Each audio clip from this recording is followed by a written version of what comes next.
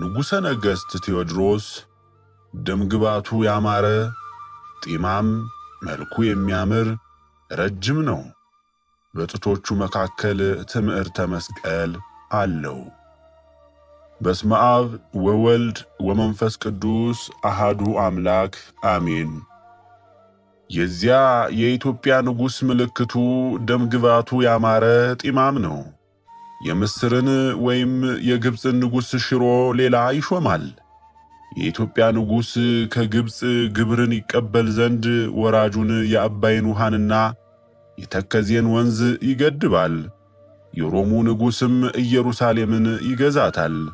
የዚያ ሰው ምልክቱም በጡቶቹ መሃል ትዕምርተ መስቀል ያለው መልኩ የሚያምር ቁመቱም ረጅም ነው። በዚያን ዘመን አጋንንት ይታሰራሉ። ምድሪቱም ለ40 ዓመት ያህል ታርፋለች። በአራቱ ማዕዘን ጸጥታና ደስታ ፍቅርም ይበዛል። ፍቅር፣ አንድነት ከመብዛቱ የተነሳም የበረከት ዝናብ ያለ ደመና 7 ቀን ይዘንባል። ያን ጊዜ ሰው ሁሉ የእግዚአብሔርን መንግሥት ለመውረስ የተዘጋጀ ይሆናል። እኛንም ከእነርሱ ጋር ያድለን፣ አሜን። በዚያን ጊዜ የሚሞት ሰው ሁሉ ያለ ድካም ይሻገራል። በደልና ኃጢአት ሁሉ ጠፍተዋልና ከጾም ከጸሎት ከደስታና ከሐሴት በቀር ጠብ ክርክር አይኖርም። የሚታጣ ነገርም የለም። ከዚህም በኋላ ስማቸው የአንደኛው አ፣ የሁለተኛው ሮ፣ የሦስተኛው ወ፣ የአራተኛው ፊ፣ የአምስተኛው ማ፣ የስድስተኛው ዮ፣ የሰባተኛው ሃ የሚሰኙ 7 ነገሥታት ይነግሣሉ። የኢትዮጵያ ንጉሥ ወደ ኢየሩሳሌም በሄደ ጊዜ የሮሜም ንጉሥ ወደ ቁስጥንጥንያ ይሄዳል። የኢትዮጵያም ንጉሥ ከእስክንድርያ ሊቀ ጳጳሳት ጋር በሄደ ጊዜ የሮሜም ንጉሥ ከቁስጥንጥንያ ሊቀ ጳጳሳት ጋር ወደ እስክንድሮያ ይመጣል። በእግዚአብሔር ሰው ጻድቁ ቅዱስ አቡነ አባ ሲኖዳ ቤተ ክርስቲያን ውስጥ ይገናኛሉ። የሮሜም ንጉሥ ከቁስጥንጥንያው ሊቀ ጳጳሳት ጋር የኛ ሃይማኖት ይሻላል ይላል። ዳግመኛም የኢትዮጵያ ንጉሥ ከእስክንድርያ ሊቀ ጳጳሳት ጋር አንድ ሆኖ የኛ ሃይማኖት ትሻላለች ያማረችም ናት። እናንተ የሮሜ ሰዎች ትስብዕትን ከመለኮት ከፈላችሁ፣ የማይከፈለውን ከፈላችሁት፣ የማይለየውንም እርሱን ለያችሁት ይላቸዋል። የመጻሕፍትን ቃልም በመጥቀስ ክርክር ይበዛል። ለኢትዮጵያ ሰዎች የብሉይ መጻሕፍቶቻቸው ትውፊት ንግሥተ አዜብ ከኢየሩሳሌም በወጣች ጊዜ ነውና የአዲሳት መጻሕፍቶቻቸውም ትውፊት በ9ኙ የሮሜ ቅዱሳን መምጣት ጊዜ ነውና ነቢዩ ኢሳይያስ ከኢትዮጵያ ወንዞች ማዶ ላለች መጻሕፍትን ለምትልክ ለዚያች አገር ወዮላት እንዳለ የኢትዮጵያ ሊቃውንትም የሮሜ ሊቃውንትን ያሸንፏቸዋል። የኢትዮጵያውያን መጻሕፍት ከዓለም ዳርቻዎች ሁሉ መጻሕፍት ይልቅ በልጠዋልና። ከዚህም በኋላ ሮማውያን በመሠዊያቸው ላይ መንፈስ ቅዱስ በወረደላቸው በኢትዮጵያውያን ማሸነፍ እጅግ ያፍራሉ። የእስክንድርያ ሊቀ ጳጳሳትም ከግብፅ ኤጲስቆጶሳትና ከመምህራኖቻቸው ሁሉ ጋር በኢትዮጵያ ሰዎች ደስ ይሰኙባቸዋል። የእግዚአብሔር ፈቃድ በኢትዮጵያውያን ዘንድ ባሉ የተወደዱ መጻሕፍቶቻቸው ውስጥ እውነተኛ ቃል እንዲገኝ አድርጓልና። ስለዚህም ነገር ነቢዩ ኢሳይያስ አስቀድሞ ግብፃውያን በኢትዮጵያውያን ይመካሉ አለ። የግብፅና የኢትዮጵያ ሰዎች በሃይማኖት አንድ በክህነትም የሚተባበሩ ናቸውና። የሮም ሰዎችም ከሊቀ ጳጳሳቸውና ከንጉሣቸው ጋር ከኤጲስቆጶሶቻቸውና ከተሰበሰቡትም ሁሉ ጋር ኀፍረትንና ሐሳርን ይለብሳሉ። ነቢይ ዳዊት ኢትዮጵያውያን በፊቱ ይገዛሉ፣ በእውነትም ጠላቶቹም አመድን ይቅማሉ ሲልም ኢትዮጵያውያን የሮሜን ሊቃውንት በመጻሕፍት ቃል ያሳፍሯቸው ዘንድ ማሸነፍን አድሏቸዋልና። በእውነትም ጠላቶቹ አመድን ይቅማሉ ያለው ስለነዚያ መለካውያን የስብከታቸው ጉስቁልና ነው። መለካውያን ማለት የንጉሥ ሰዎች ማለት ነው እንጂ የኢየሱስ ክርስቶስ ሰዎች ማለት አይደለም። ቅጣትና ስደትን ስለመፍራት ንጉሥ መርቅያን ወደ ወደደው ተመልሰዋልና ስለዚህም ንጉሣውያን ተባሉ። ክርስቶሳውያን ግን አይደሉም። መላኪ ማለት በአረብ ቋንቋ ንጉሥ ማለት ነው። የሃይማኖታቸው ስያሜ ክህደታቸውን ያሳውቃልና። ለአምላካቸው እግዚአብሔርም ከሚያዳሉ ይልቅ ለንጉሥ አድልተዋልና።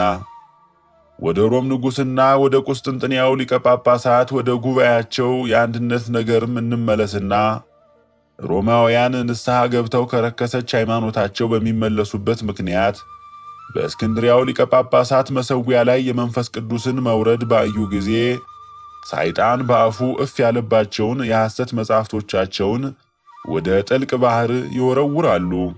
ዳግመኛም ክህደትን ያስተማራቸው ያ እርጉም አባታቸው ሊዮንን መልሰው ይረግሙታል። ከዚህም በኋላ ፍቅርና ስምምነት፣ ሰላምም በኢትዮጵያ ንጉሥና በሮም ንጉሥ መሃል ይሆናል። የኢትዮጵያው ንጉሥም በኃይሉ እጅግ የጸና ይሆናል። ይኸውም የኢትዮጵያ ንጉሥ የተባለ ቴዎድሮስ የተሰኘ አንበሳ የአንበሳ ደቦል ነው። የኢየሩሳሌምም ግዛት ወደ ሮም ንጉሥ ይመለሳል። የምስርና የግብጽ ግዛትም ወደ ኢትዮጵያ ንጉሥ ይመለሳል። የኢየሩሳሌምም ግዛት ወደ ሮም ንጉሥ ይመለሳል። የምስርና የግብጽ ግዛትም ወደ ኢትዮጵያ ንጉሥ ይመለሳሉ። በዚያ ዘመንም በባሕር ወደብ ዳርቻ በየብሔሩም ጦርነት፣ እልቂት፣ ስደት ይሆናል። የሰውም ሁሉ ኑሮ በየበረሃውና በየዋሻው ይሆናል።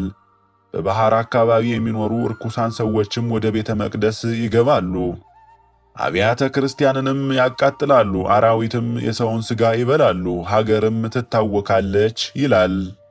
እኒያ ጠቢባን አስቀድመው እንዳዩትም ከንጉሡ መምጣት በፊት በሮምና በሶርያ በኢየሩሳሌምም በደሴት አገሮች በሌሎችም ጦርነት፣ ስደት፣ ራብ ይሆናል። ብዙ ሰዎችም በባሕር ዳርቻዎች ያልቃሉ። በስምንተኛው ዘመን ብዙ ችግርና ድንጋጤ ብቻ ይሆናል። አብያተ ክርስቲያናት በየአውራጃዎቹ ይፈርሳሉ። የባሕር ዳርቾች ይጠፋሉ።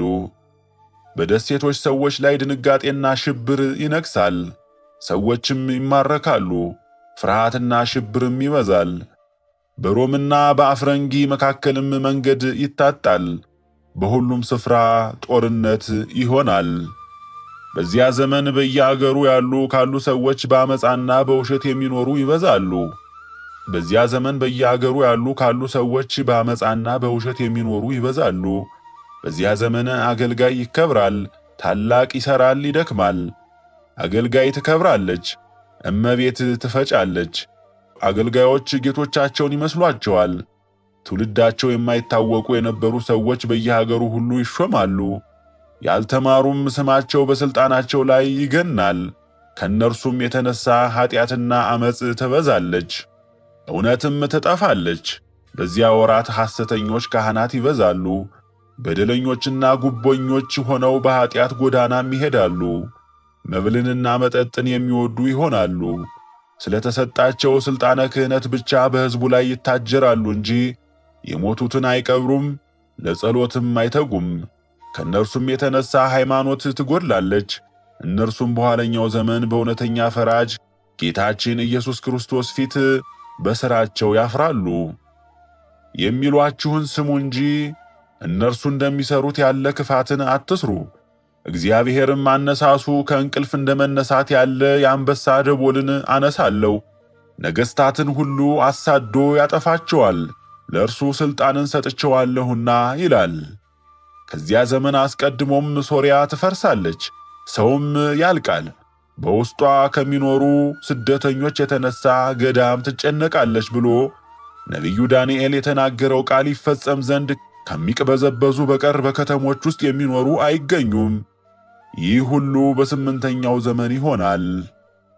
በዚያ ዘመን አባቶች ልጆቻቸውን፣ ልጆችም አባቶቻቸውን ይክዳሉ። አገልጋዮችም ጌቶቻቸውን ገድለው ግዛቶቻቸውን ይወስዳሉ። የማይታወቅ ኃይል አገርን ይገዛል። በምስራቅ በኩል ባለች ታላቅ አገር ላይ ለ3 ዓመታት ጦርነት ይነሳል። መዓቱ በራቀ ምሕረቱ በበዛ ቸር አምላካቸው እግዚአብሔር ፊት ንስሐ ከሚገቡ በቀር የሚተርፍ የለም። በዚያ ዘመን ካህናትና ሕዝቡ ወደ አምላካቸው እግዚአብሔር በጭንቅ ይለምናሉ። ነገር ግን ከኃጢአታቸው የተነሳ እርሱ እግዚአብሔር ገጸ ምሕረቱን ይመልስባቸዋል፣ ጸሎታቸውንም አይሰማቸውም። በዚያ ዘመን ከመጀመሪያ እስከ መጨረሻ ክፋት ትበዛለች። የሞቱትን ሰዎች ንዑዳን ክቡር ናችሁ እስኪሏቸው ድረስ ብዙ ችግርና ሐዘን ይደርሳል። በዚያ ዘመን ከመጀመሪያ እስከ መጨረሻ ክፋት ትበዛለች። የሞቱትን ሰዎች ንዑዳን ክቡራን ናችሁ እስኪሏቸው ድረስ ብዙ ችግርና ሐዘን ይደርሳል። በዚያ ዘመን የአንበሳ ደቦል የተባለ ደገኛ ንጉሥ ቴዎድሮስ ከምሥራቅ ይመጣል። በዚያ ዘመን በምድር ላይ የፈረሱ ሀገሮች ይታነጻሉ። ቤተ መቅደስ ትታነጻለች፣ ታቦት ትተከላለች። በዓለም ሁሉ በዘመኑ ጥጋብ ይሆናል። በዚያ ዘመን ሕያዋንም አስቀድመው ወደ አረፉት ወገኖቻቸው መቃብር ሂደው በዚያ የሐዘን ዘመን ያረፋችሁ እናንተ ወገኖቻችን እኛ አሁን ባለንበት ያለውን ተድላ ደስታና ጥጋብን ታዩ ዘንድ ዛሬ ምን ነው ብትነሱ ይሏቸዋል። የዚህም የአንበሳ ደቦል የተባለ ደገኛ ንጉሥ ቴዎድሮስ ዘመነ መንግሥቱ 40 ዘመን ነው። ይህንን ሁሉ ትንቢት ተናግሮ ከፈጸመ በኋላ እናቱን እናቴ ማርታ ሆይ ሰላምና ፍቅር ከአንቺ ጋር ይሁን አላት። ይህንንም ብሏት ከእርሷ ተሰወረ። ከዚህም የሚበልጥ ገና ይህንንም የሚበልጥ የትንቢት ቃል አለን ተብሎ አስቀድሞ በቅዱስ መጽሐፍ አንደበት እንደተነገረ አሁንም ይህንን መንፈስ ትንቢት ሁሉ በሰማዕት ቅዱስ ፊቅጦር ላይ ያሳደረ እግዚአብሔር ይመስገን። ስለ ተጋድሎው ጽናት የሰማዕትነት ቁጥሩ ከሁላቸው ቅዱሳን ሰማዕታት ጋር የተደመረ የተወደደ ቅዱስ ፊቅጦር ጸሎቱና በረከቱም ከሕዝበ ክርስቲያኑ ጋር ይልቁንም ከኢትዮጵያ ዓለም ብርሃን ቤተሰቦች ጋር ትሑት ቅን የዋህ ሕዝቦች ጋር ይሁን ለዘላለሙ አሜን። የመረጃ ምንጭ ገድለ ቅዱስ ፊቅጦር ሰማዕተ ኢየሱስ ዘወርኃ ሐምሌ። ወስብሐት ለእግዚአብሔር ወለወላዲቱ ድንግል ወለመስቀሉ ክቡር። ይቆየን። ኢትዮጵያ የሥላሴ የክብራቸው መገለጫና መመስገኛ ምድር፣ ኢትዮጵያ ርስተ ድንግል ማርያም፣ ኢትዮጵያ የዓለም ብርሃን፣ ኢትዮጵያ የዓለሙ ገዢ። በገድለ ፊቅጦር ላይ የተጻፈው። በገድለ ፊቅጦር ላይ ስለ ኢትዮጵያ ትንሣኤ የተጻፈ ምስክርነት። ስለ ኢትዮጵያ ትንሣኤ ተናግረዋል ተብለው እንደ ማስረጃነት ከሚቀርቡት መጽሐፍት መካከል ገድለ ፊቅጦር ነው። የዚህ ሰማዕት ገድል ላይ ስለ ኢትዮጵያ ትንሣኤ የተባለውን የተነገረውን እንደሚከተለው እናቀርበዋለን። በስመ አብ ወወልድ ወመንፈስ ቅዱስ አሐዱ አምላክ አሜን። በዲዮቅልጥያኖስ ዘመን ሰማዕት የሆነው ቅዱስ ፊቅጦርም ለእናቱ ማርታ ተገልጦ የነገራት በገድሉ ላይ እንዲህ ይለዋል። ያን ጊዜ ሁለቱ ነገሥታትና ሊቃነ ጳጳሳት ሰራዊቶቻቸውም ሁሉ ካህናቶቻቸውም ሕዝቡም ወደዚህ ታላቅ ቤተ ክርስቲያን ይገባሉ። ሁለቱ ሊቃነ ጳጳሳትም በሁለት ታቦት ላይ ይቀድሳሉ። በዚያ ላይ እያዩ መንፈስ ቅዱስም በነጭ ርግብ አምሳል ከብርሃን ጋር የእስክንድርያው ሊቀ ጳጳስ በተቀደሰው ቁርባን ላይ ይወርዳል።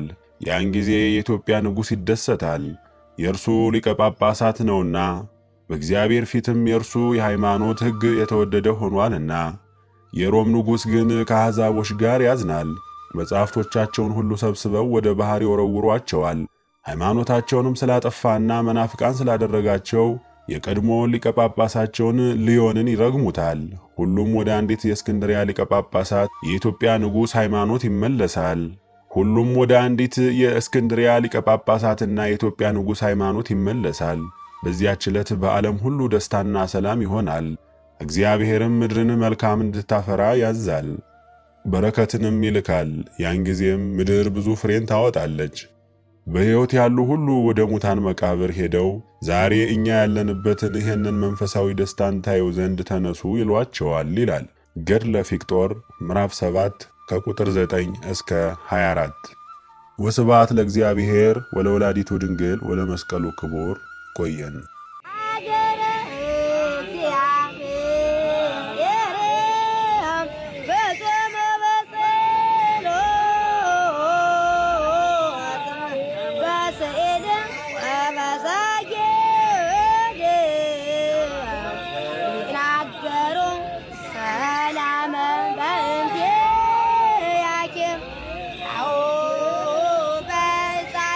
I